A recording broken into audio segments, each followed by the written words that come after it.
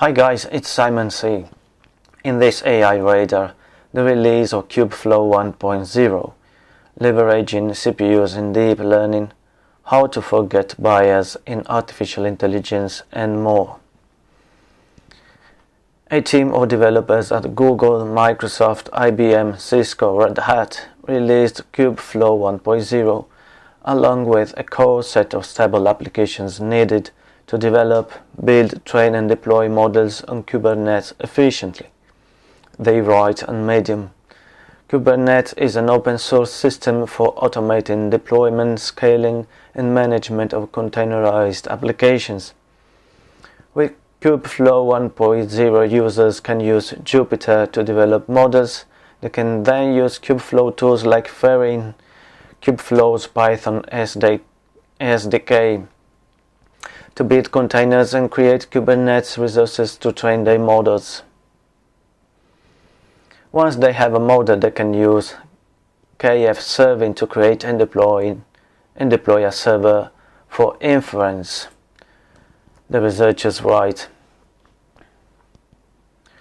Rice University's Office of Public Affairs writes on its blog that researchers at Rice University created a cost-saving alternative to GPU, an algorithm called Sublinear Deep Learning Engine (SLIDE) that uses general-purpose central processing units (CPUs) without specialized acceleration hardware to get away from matrix multiplication.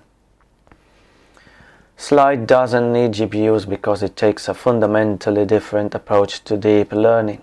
The standard backpropagation training technique for deep neural networks requires matrix multiplication, an ideal workload for GPUs.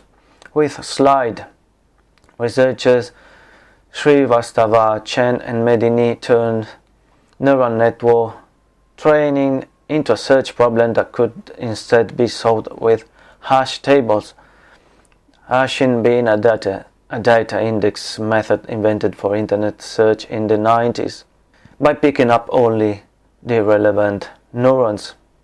In their tests, training a 100 million parameters fully connected network on an NVIDIA Tesla V100 GPU memory with Google's TensorFlow took 3 hours and a half, said Anushmali Srivastava, assistant professor in Rice's Brown School of Engineering. Our new algorithm can do the training in 1 hour on a 44-core Xeon class CPU, he said. Additionally, collaborators from Intel solved the problem of cache misses caused by the requirement of a bigger memory with respect to GPUs and helped the researchers improve their speed of about 50%.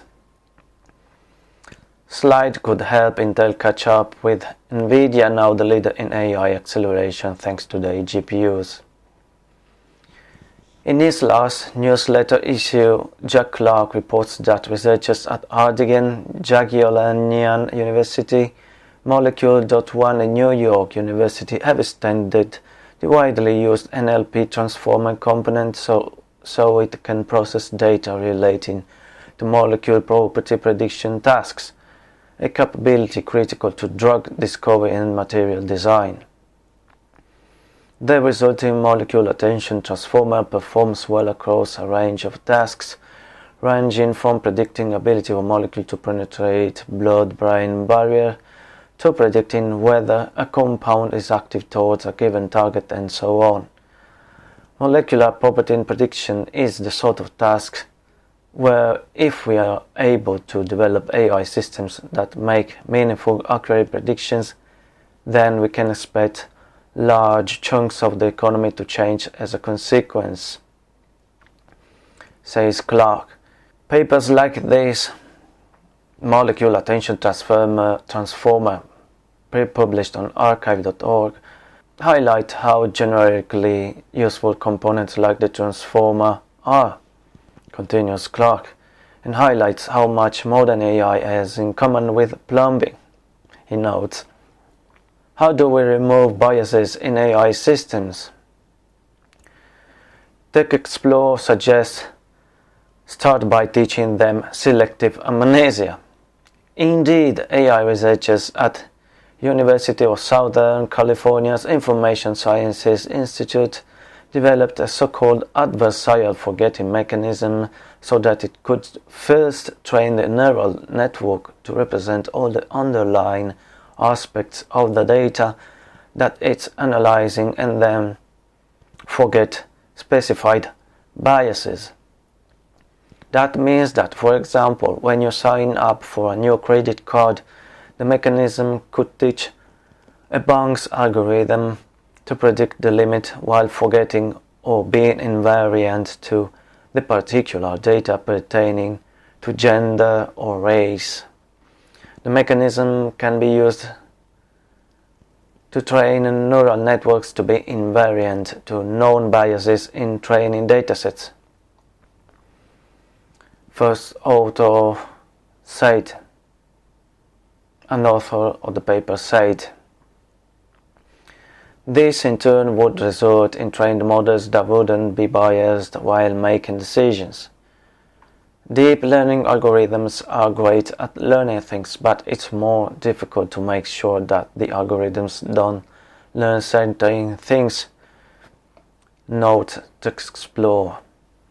Developing algorithms is a very data-driven process, and data tends to contain biases, says the report. The key as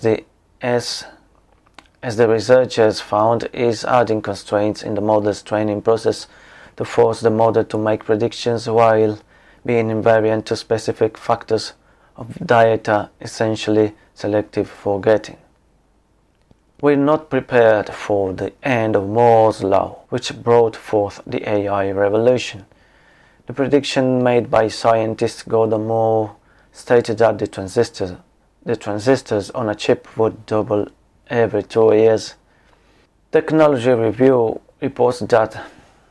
notes that it's been more a gradual decline than a sudden death. Over the decades, some, including Moore himself, at times fretted that they could see the end in sight as it got harder to make smaller and smaller transistors. In 1999, an Intel researcher worried that in the industry's goal of making transistors smaller than 100 nanometers by 2005 faced fundamental physics problems with no known solutions, like the quantum effects of electrons wandering where they should be. Finding successors to today's silicon chips will take years of research. If you're worried about what will replace Moore's law, it's time to panic. Vice reports about the first use of deepfakes in Indian election. On February 7th, a day ahead of the Legislative Assembly elections in Delhi, two videos of the Bharatiya Janata Party President Manoj Tiwari criticizes the incumbent Delhi government of Arvind Kejriwal went viral on WhatsApp. While one video had Tiwari speak in English, the other was his deepfake speaking in the Hindi dialect of Haryanvi to dissuade the large Haryanvi-speaking migrant worker population in Delhi from voting for the rival political party.